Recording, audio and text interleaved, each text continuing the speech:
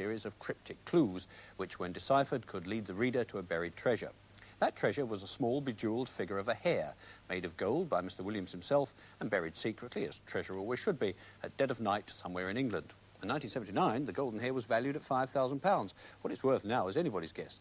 In any event, the news of its existence and the fact that it was up for grabs by the first person to unravel the hidden clues made Masquerade into an immediate international bestseller. Worldwide, it sold well over 1 million copies at £4.50 a throw. Not a bad return for a comparatively modest outlay. Meanwhile, during these last 3 years, while Messrs. Cape and Kit Williams have been happily counting the proceeds, people from all over the world have been energetically digging up large chunks of England. A Swiss family, having decided, for reasons best known to themselves, that the hare must be buried in Cornwall, spent their life savings and very nearly their lives when they were cut off by the incoming tide in search of it. Germans took part in the hunt, so did Japanese and Danes and Swedes and Australians and Canadians. Americans, who know little of Britain apart from the more famous historical landmarks, came over determined to pull down Big Ben and Edinburgh Castle and other places they'd vaguely heard of, convinced that the treasure lurked within. People turned up spattered with mud and carrying spades at Kit Williams' door, begging for an extra clue. And thousands upon thousands of other people wrote to him saying, "I think I know where the treasure is. Please tell me if I'm right." One or two of the hunters even got close, but nobody got close enough until a few days ago when at last the golden hare was unearthed. Bernard Clark tells the story.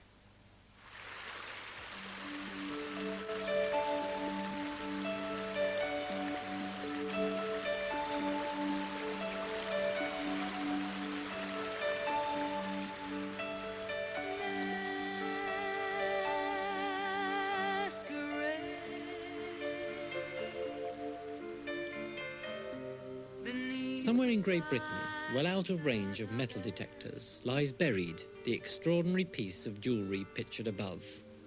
It was fashioned by Kit Williams out of 18-carat gold and dazzlingly adorned with precious stones. Ruby, moonstones, citrines, turquoise, mother of pearl, and a rare compound called faience, used by the ancient Egyptians to grace the pharaohs.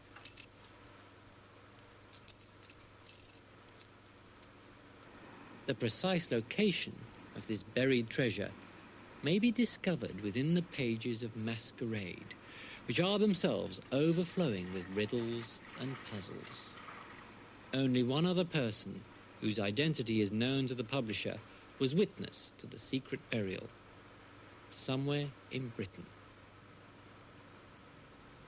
So I thought, if I've got the 15 pictures that are going to be in the book, and there's something in those pictures which refers to a sentence, so that the sentence describes exactly where the jewel is buried, but you can't get that sentence without understanding the pictures.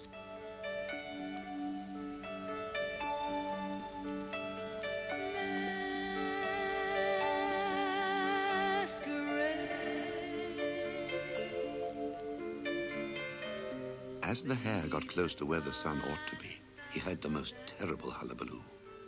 All the people of the earth had taken kettles and pans and sticks and pots and drums and guns and gongs and were making a fearful din. But we printed 60,000 copies, which for an unknown book by an unknown artist is pretty amazing. And what happened, it went mad, completely crazy. We thought we were bound to have enough till Christmas. And we reprinted a further 50,000 the day after publication, and 3 days later, yet another 50,000. I've really never seen a book like it. What, is it now in the millions? No, we've now sold about 500,000 copies. Around the world, it's about 1.5 million now. This is today's mail. Just a few letters here, plus this special express delivery from a man who writes me every week in America. This package has got today's American letters in it. I mean, this has been going on like this for so long, every single day. I might say it's very boring. One guy wrote to me and he said, "Look, you're the publisher. I figured it out. Kit Williams is a pseudonym. I know it's a pseudonym, and if I can find out his real name, I'll get to the bottom of it. And the reason I know it's a pseudonym is that Kit Williams is a perfect anagram for I will mask it." Some people, for instance, all these letters are from one man who writes to me every single day. I got one from him this morning. He writes as many as 7,000 words a day. about the jewel, but I mean, I never wrote that much doing it. Is he very close, by the way? No. He thinks he's about a mile and a half from here. This man from Barrow-in-Furness does amazing drawings and plans and maps, and it's just has gone on for ever since the book came out. I get letters from him. He was the man who got very, very close, but he never got it right. Well, by this time, I really rather hoped that it would be found, because a lot of people were beginning, you know, it'd been 2.5 years, and some people actually probably didn't believe that it was buried. Now, I know to Kit, and I was absolutely, I had no proof that it was buried, but I was absolutely certain that he's honest and that he did exactly what he said he'd done. My wife came down to make the tea and get the letters. She looked at all the American letters and said, oh, we do them tonight sometime. Looked through the other letters. There were some bills. There were letters from people who write every day. You get to know their writing and everything. And there was just one letter that just was a normal, everyday letter. So she brought it up. And I was lying in bed and opened it up. And there in the letter, a very simple, lovely little letter, was almost a childlike map. And that map was describing exactly where the jewel was. And then there was a man's telephone number. I rang him up and said, you've got it.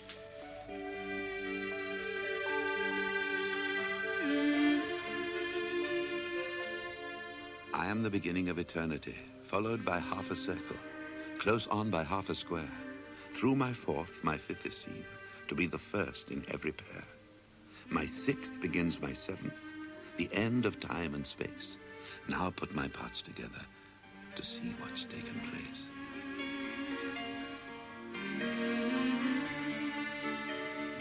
I wanted an exact spot on grass, like a cross on a pirate's map. And I thought, how can this be done? If I was to put a plaque there or a stone there, then somehow that's obvious. And I wanted a place that wasn't obvious, it was just there. And I thought, if I could get a shadow cast from a tall object, a tall pointed object, where the tip of the shadow went onto the grass, that would be the very spot. Even better than that, the sun works in such a way that the shadow is never in the same place. Every day of the year, it moves slightly. And also, it gets longer and shorter, the shadow, as the year goes through. So it's quite complicated. But on 2 days in the year, that's the equinox, the shadow falls in the same place.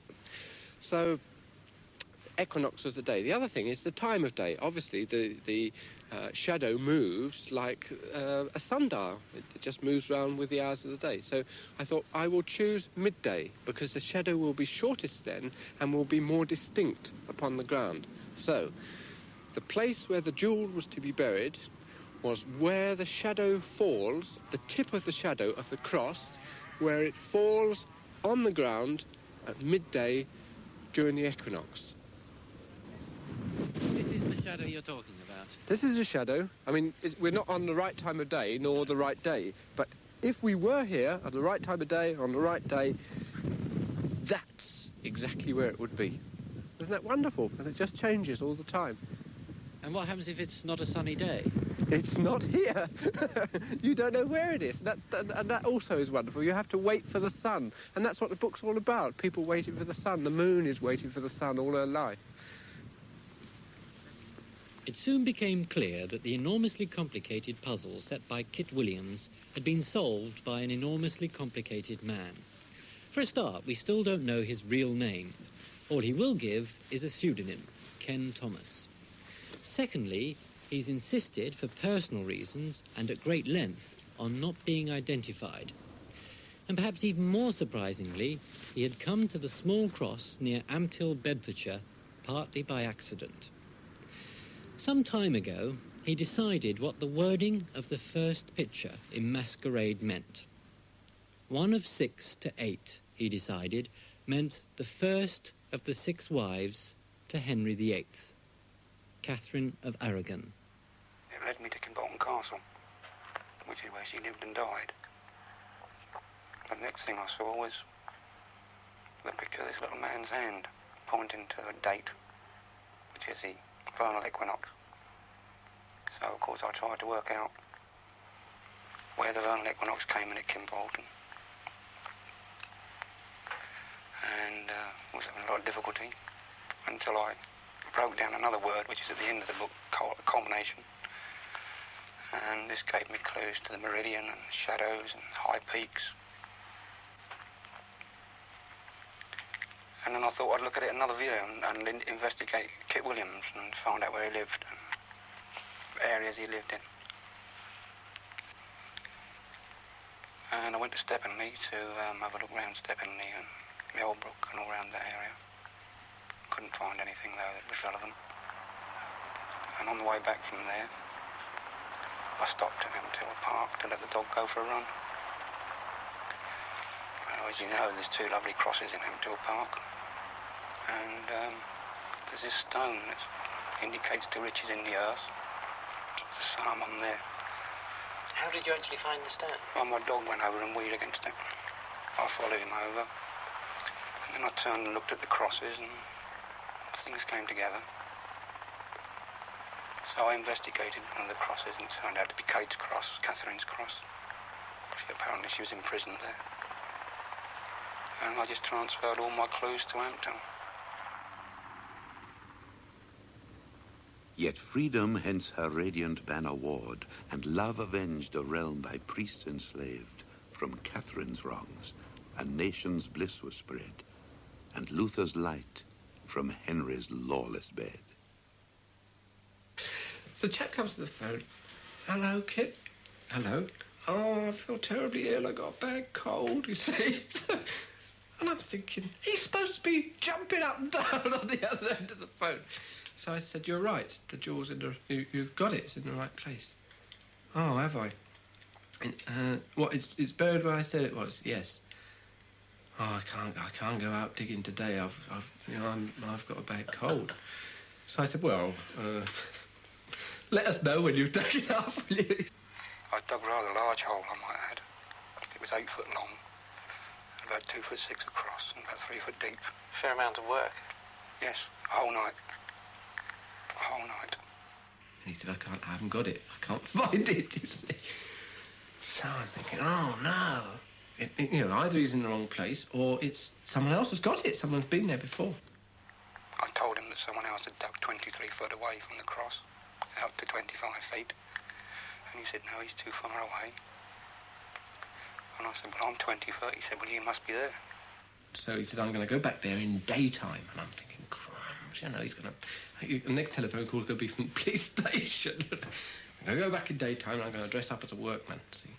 So I said, well, on your head be it. So he goes back in the daytime with some fence posts and some of this plastic tape that they use along the road in roadworks and a donkey jacket coat and starts digging. And of course he finds it because he's already dug it up on the first night and he's turned it over in the spoil. I have a little sister, and in the field she's seen. Once the location had been identified, the clues in the book, although obscure, begin to filter through. The little sister is the other cross. A tree that's in the book is nearby. And the village clock in the centre of Ampthill is very similar to the clock in the book. These are what Kit Williams calls his confirmers, nudges to help anyone close to be confident enough to actually dig. Another one is on this page, the sun and the moon, and the jewel is a gift from the moon to the sun. They are both pointing at equinox, the March equinox. There's another in September, but they are pointing at this one, and their fingers are crossed, so you get the cross and the equinox there. And although I hadn't done it intentionally, the man who found it saw that the hare was directly underneath there and assumed that under the cross or around the cross was it. So that's another one.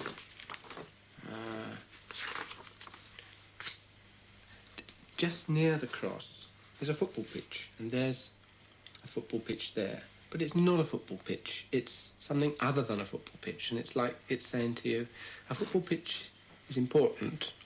It took me ages to sort out the numbers on the football field. They turned out to be atomic numbers, and it tells you to think again. So it was all a waste of time. How do you mean it tells you to think again? Well, when you change the atomic numbers over to the atomic letters, the numbers transfer to letters, which make up words, and it's forces now think again. Weren't you somewhat irritated by that? All the time. Every red herring you find, you do. And other people must be the same. When you found other people searching, did you sort of chat with them? Oh, no. Oh, no. No, you keep yourself to yourself. And Fairly competitive?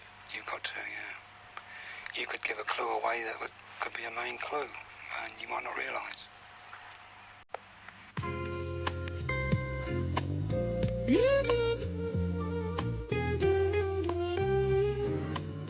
Now, when I buried it, it was buried inside a ceramic container, which was full up with wax, and the jewel was inside there, so that if it was in the ground for 500 years or 5,000 years, it would still be just as good as the day it went in, and someone digging it up wouldn't scratch it or anything. He said, wouldn't it be nice to open it together? Do you have a go? You have a go. It's your jewel, take mine. I'll hold the container. It's still pretty... It's still tight in there. Oh, aha! Hey, kid, let him take it out. Yep, there we are. Thank you very much. I'll hold the container. Oh, we need a pretty thing. Look at that. Ah, Oh, it's got wax in it. terrific. Well done. we can heat that wax off it. What has tonight been like? An anticlimax? It's been an anticlimax since I found it. You look for something for 15 months, and when you find it, it's all over. It's all gone, isn't it? Finished now. So we've got to look for another jewel to find. I shall put it in the bank and leave it in safe hands. And in the end, I suspect you'll sell it. I might not. I have children. I might leave it to my children. Do you think it'll be worth a lot of money? Maybe one day. Depends who wants to buy the thing. He still hasn't cracked the actual riddle. Kit devised the book in such a way that, in fact, if you crack the perfect riddle, you find the location precisely. Now, this man has got the end part of the clues, and it's enabled him to find the treasure, which is something that Kit never thought would be possible. So now, what must happen, or what I hope will happen, is that someone will actually work out, either he or someone else, will work out the riddle itself. And I think that would be nice. There are thousands and thousands of people who have done so much work that it would be a pity if it just went whoosh at the end of it. Even the man who dug it up said, I don't know what I'm going to do now. His wife said, this house has been full of it for 18 months and now it's all over. What do? We've got to watch the telly now. You were lucky, really, weren't you? Very lucky. My dog was the one. Without my dog, I don't think I'd have bothered. If I hadn't stopped to let him have a look, have a run, and have a wee, I'd never found it. I'd have still been digging at Kimbolton. Along with the others. Did you enjoy the whole process? Oh, yes, very much. On reflection, yes. But now you don't like the publicity? No. Dear reader, if you were to read this book again, you might discover when and where the hare lost the jewel. If you do, then go and find it and keep it for yourself. But remember, the best of men is only a man at best, and a hare, as everyone knows, is only a hare. And the hare, as everyone knows, now won't be there.